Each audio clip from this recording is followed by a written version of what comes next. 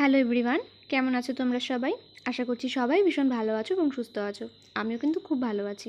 তোমাদের সাথে যেই লং গাউনটা আর শর্ট বাচ্চার ড্রেসটা শেয়ার করেছিলাম, আজ কিন্তু ওটার ফুল ভিডিও তোমাদের সাথে শেয়ার করতে আমি চলে এসেছি। যেরকমটা তোমাদের সাথে আমি আগেই বলেছি যে আমি কিন্তু আগে ফেব্রিক কাপড় মানে ভিতরে যে লাইনিংটা দেওয়া হয় সেই লাইনিংটা কেটে নিই, এতে কোনো কিছু ভুলভ্রান্তি হলে যাতে মেন কাপড়টা ক্ষতি না হয়, লাইনিংয়ের উপর দিয়েই চলে যায়, তার জন্যই কিন্তু মেন কাপড়টা আগে না কেটে লাইনিংটা কাটি।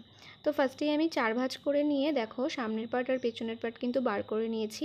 আর পুচকিটার জামাটায় যেহেতু সামনের আর পেছনের গলা একই রকমের ছিল, তাই আমি একসাথে বসিয়েই কেটে নিয়েছি। মানে উপরের পার্টটা কাটা হয়ে যাওয়ার পরে আমি মেন কাপড়টাতে বসিয়ে কিন্তু সমানভাবে কেটে নিয়েছি। যেই দিদিভাই আমাকে জামাটা বানাতে দিয়েছিল তার কথা ছিল যে দুই বোন যাতে একই রকমের জামা পরতে পারে সেরকমভাবে মেঘা তুমি বানিয়ে দিও। তো আমি যথারীতি ছোটোটার জামাটা আগে বানিয়েছিলাম, কারণ ছোটোটার জামায় যেহেতু কম কাপড় তাই ওরটা আগে বানিয়ে বাদবাকি যা কাপড় ছিল পুরোটা দিয়ে কিন্তু আমি বড়টার জামাটা বানিয়েছিলাম। এবার দেখো নিচের পাটটা কাটার জন্য আমি কিন্তু কাপড়টাকে আবার 4 ভাঁজ করে নিয়েছি, একটা সিঙ্গারার মতন আকার দিয়েছি। তারপরে কোমরের মাপটা নিয়ে তারপরে ঝুল নিয়ে এইভাবে আমি গোল করে কেটে নিলাম। এবার কাপড়টা খুলছি, দেখো কি সুন্দর গোল হয়েছে আর অনেকটা ঘের হয়েছে। আর এই জামাটার ভিডিও কিন্তু তোমরা আগেই দেখেছো। এবার আসছি বড়টার জামা। বড়টারও সেম একই রকমভাবে আমি উপরের পাটটা আগে কেটে নিয়েছি, তারপরে বাদবাকি কাপড়টা দিয়ে কিন্তু আমি নিচের পাটে লাইনিং দিয়েছি আর নিচটা সেলাই করে নিয়েছি।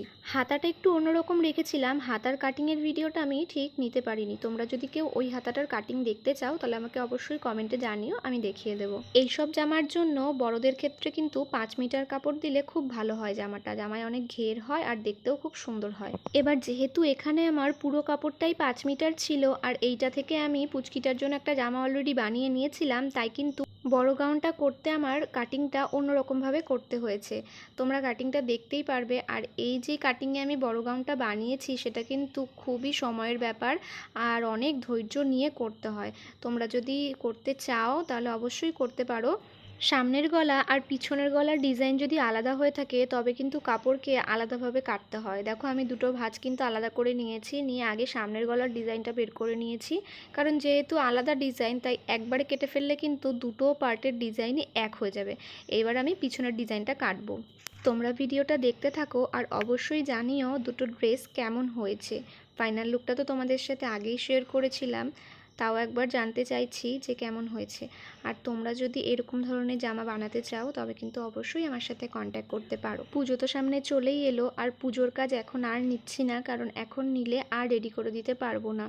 তো তোমরা ভিডিওটা দেখতে থাকো আর সবাই জানিও ভিডিওটা কেমন হয়েছে। ভালো লাগলে সুন্দর একটা কমেন্ট করে যেও। আর এই রকম ধরনের ভিডিও পেতে কিন্তু অবশ্যই আমার সাথে থাকতে হবে এবং আমাকে একটু সাপোর্ট করে যেতে হবে।